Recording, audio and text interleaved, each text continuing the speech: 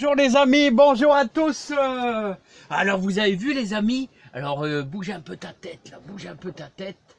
Voilà, ah non c'est de l'autre côté que je veux tourner. Hop là, voilà, allez, allez, allez, bouge un peu ta tête. Vous avez vu comment on fait hein, avec les ficelles pour les pieds de tomate, on tourne autour, hop là, et ça monte et ça monte. Alors les amis, j'espère que ça va, que le moral est bon. Vous avez vu, il y a 5 nouveaux poussins. Alors c'est une poule qui passait à travers le grillage à moutons. Elle a passé pendant des mois, elle passe encore. Elle n'a pas peur de passer à travers le petit carreau là de grillage à moutons. Et d'un seul coup, on ne l'a plus jamais revue. Et 2 jours après, on s'est demandé quoi. Et on l'a surprise en train d'aller se nourrir. Vous savez, elle se déplace vraiment une fois par jour. Ça dure à peine 1 heure, puis elle repart dans son nid. Donc la première fois, on l'a loupé, et ensuite la deuxième fois, on a réussi à trouver l'endroit où elle faisait son nid, quoi, avec plusieurs œufs. Et donc il y a 5 poussins maintenant, en plus. Eh bien, quelle péripétie, hein. La vie est merveilleuse et belle. Alors on va parler des gourmands pour les gourmands.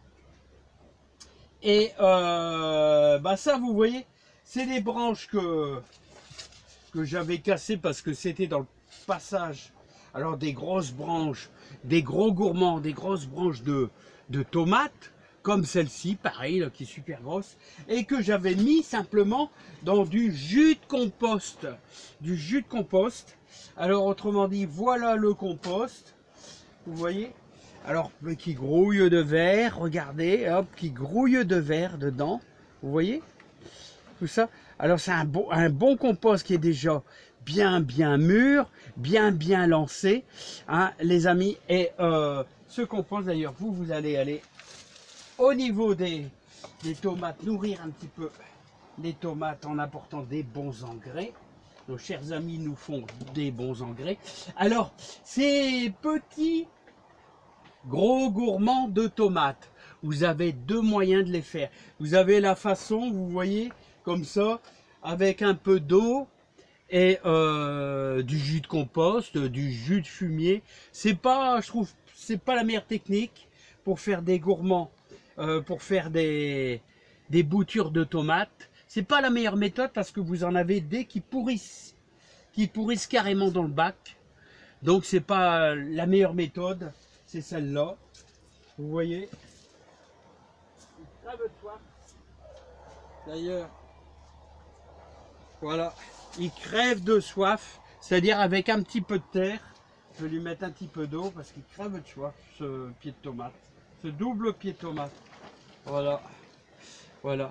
Alors là, vous voyez, vous mettez simplement un peu de terre, un peu de terreau, et encore le terreau c'est optionnel, ça sera encore un peu meilleur. Il crève de soif, je vois, et je vais vous dire, au bout de 15 jours, vous allez avoir vos premières racines qui vont se former, hein. Donc vous multipliez vos pieds de tomates à l'infini. Bon, moi j'aime bien faire ça, c'est parce que, bon, je vous fais voir, pour les débutants, ceux qui débutent avec les tomates,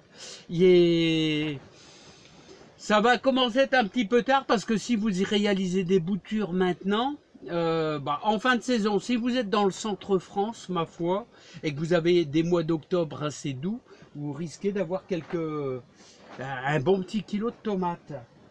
Mais ici dans le nord, avec le refroidissement, c'est un petit peu limite quand même, hein. Voilà, donc, alors vous voyez, ça c'est un truc à savoir. Vous cassez une grosse branche de tomates, et vous faites des boutures à volonté, hein. Voilà, hein. Ok, allez les amis, moi je vous laisse, je vois que j'ai un coup de fil, et puis je m'en vais repiquer ces beaux pieds de tomates les amis, allons-y.